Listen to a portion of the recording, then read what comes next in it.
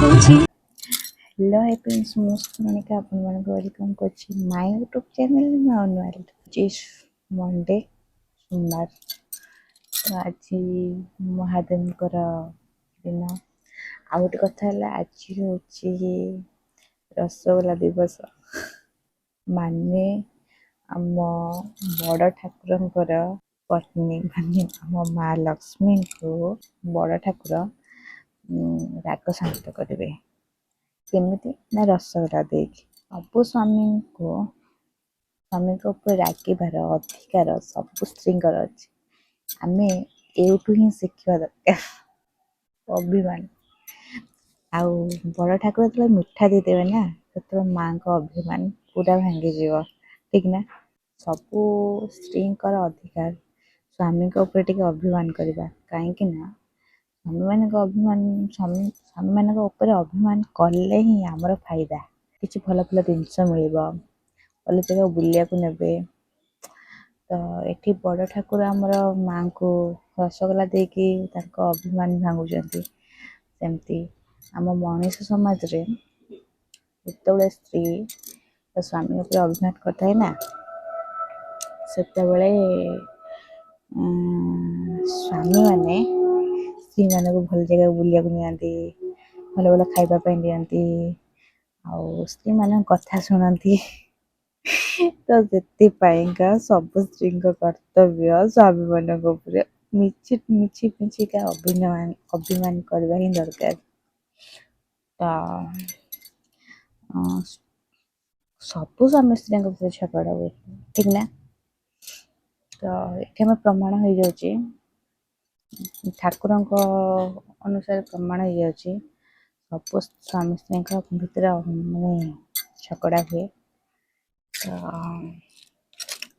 आज जिते बड़ दिन तो आपण मैंने आउ गोटे कथा सुना आप भाईना जिते भाभी जीवे बोली कि जगार जमा डोरी ना जी भाई जाना भल हो कहीं भिड होता तो भुवनेश्वर टू पुरी कल ट्राफिक जाम पूरा तो से वर्षा बापरे एत जोरे वर्षा होता माने भल हो जाना ठंडा सेमती थंडा आउ जाते ओदा होते पूरा ठंडा जर पड़ जाते भल अच्छे आ गोटे कथा भी ठाकुर जाते गुंडीचारे तो ठाकुर कहले मो भक्त आउ सब भक्त आसवे ना तो तू रही जा रथयात्रा तो देखिक आसिले अपन भिडियो देखी ना देखीदे मु फाइनाली मु तो इस्कन रे रथ टाणिले ना बलराम तो पलैते तो सुभद्रा रथ आसला तो मुझे टाणिली टाणी माने कौन माने जानी पार्ली से गोल कि दौड़ रखी तो फास्ट जानी पार्ली सेकेंड थर जा देखला बेलू दौड़ी सेपटे अच्छे सेपट को पलैली धरिया लास्ट दौड़ लास्ट धरीदेली टिके छुईची से टाणी ने अपना भाईना चिल्ले पड़ी तो पलि आस तू ए परिस्थिति पड़ू जमा भी जानी तो मोर कि भी हेले देह कौन हो जाए कथा से भी बहुत जन इज्जत माने ईर्षा करती बहुत ईर्षा करती माने जानते आजिकल जे भल हस खुशी रहा लोक मैंने सही पारना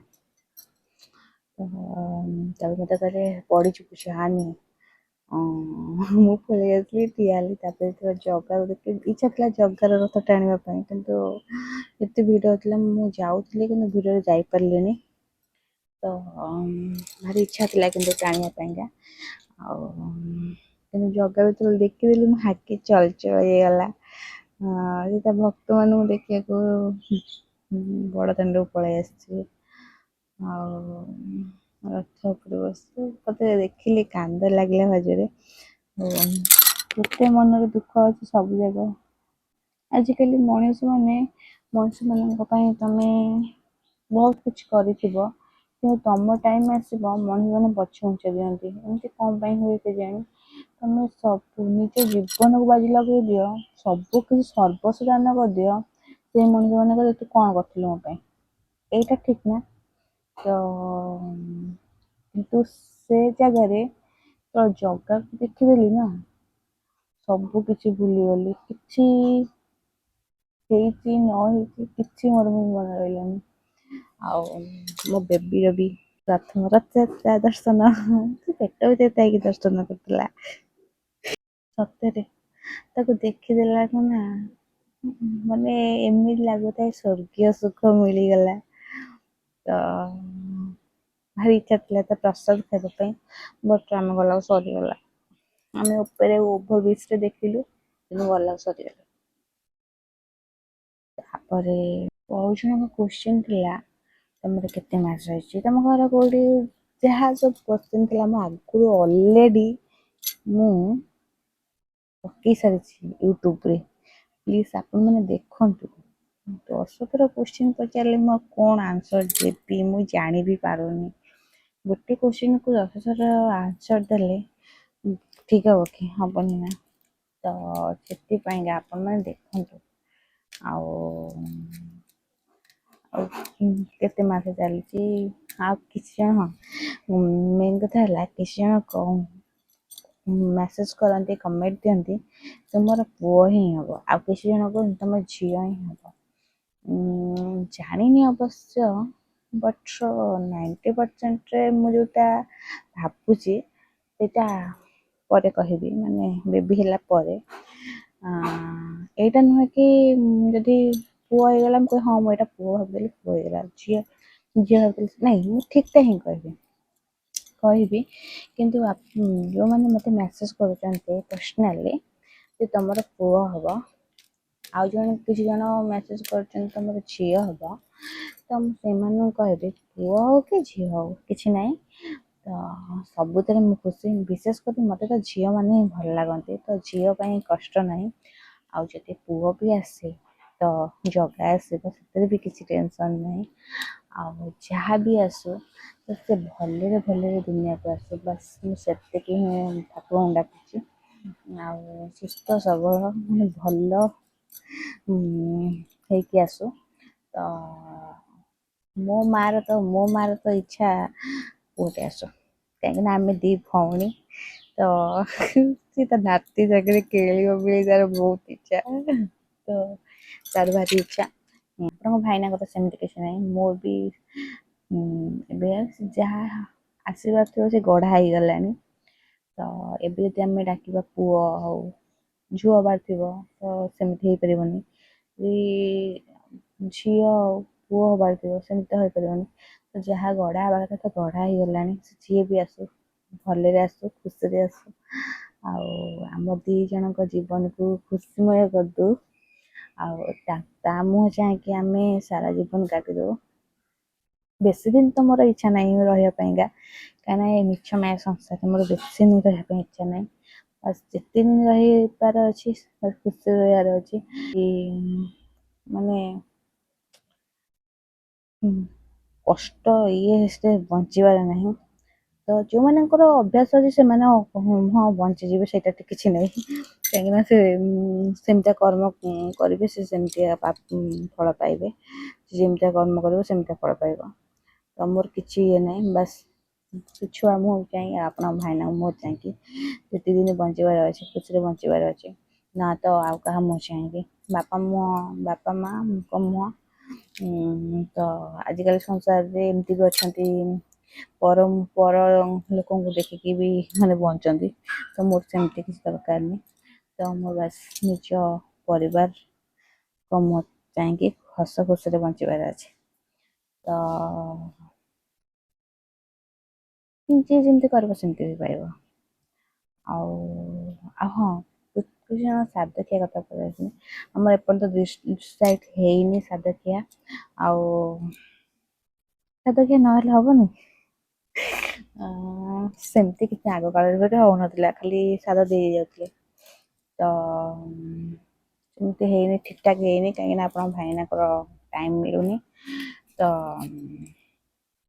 ସେଇଟା ହେଲେ ଆପଣ ମାନେ ଜାଣିବେ। ଆଉ ଏବେ ଜମା ବି ମାନେ ଆଉ ମାନେ ନା ଶୋଇ ହେଉଛି ନା ବସି ହେଉଛି, ଭାରି କଷ୍ଟ ହେଉଛି ଏବେ, କଷ୍ଟ ହେଉଛି। ଆଉ